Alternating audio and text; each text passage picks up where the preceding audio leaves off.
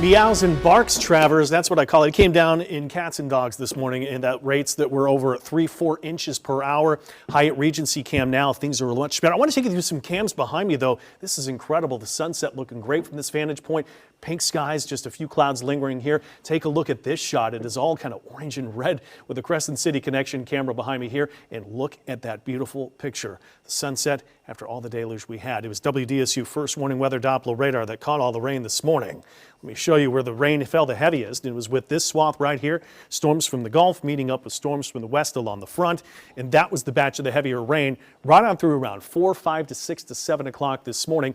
Here's a look at even embedded within here some stronger storms that roll from south to north. But again, the heavier rain swath right into the North Shore, Covington, Mandeville, Lacombe, over to maybe Picayune, Pearl River to Slidell. But the heaviest of rain, remember, in the first part of our WDSU News at 5 before the commercial break, we had that story on Grand Isle with REL. That is an estimation of over 4.5 inches of rain. That's where most of the rain fell. High tide, coastal flood advisories. That's why it was so bad that direction.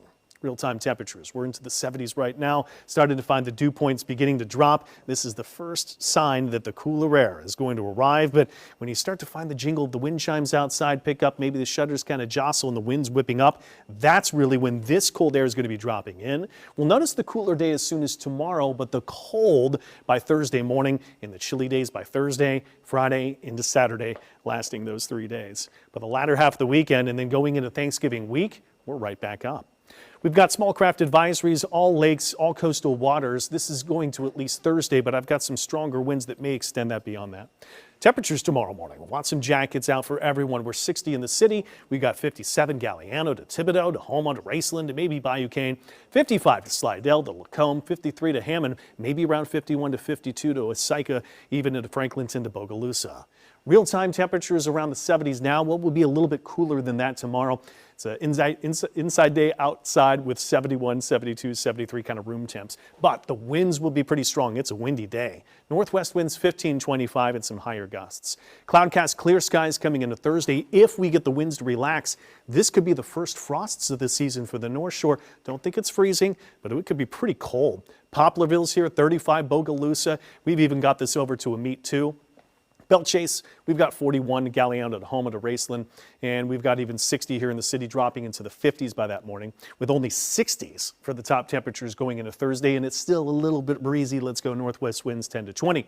But the coldest days coming Friday morning into Saturday morning. Similar temperatures from the Thursday morning, but Saturday morning is the one that I'm seeing might be flirting with freezing territory, closer to Bogalusa, Poplarville, points farther north from there, and that's going to be the greatest opportunity for frost as the winds start to relax.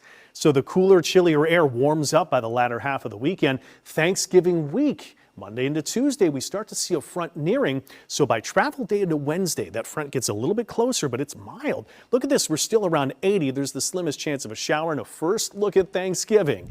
I got us to a high of 76, 60s in the morning. There will be a chance of some scattered showers and an isolated storm as the front could be coming through. WDSU first warning weather 7-day, windy and cooler tomorrow, 72. Colder days, though, for Thursday, Friday, Saturday, and into Thanksgiving week next week.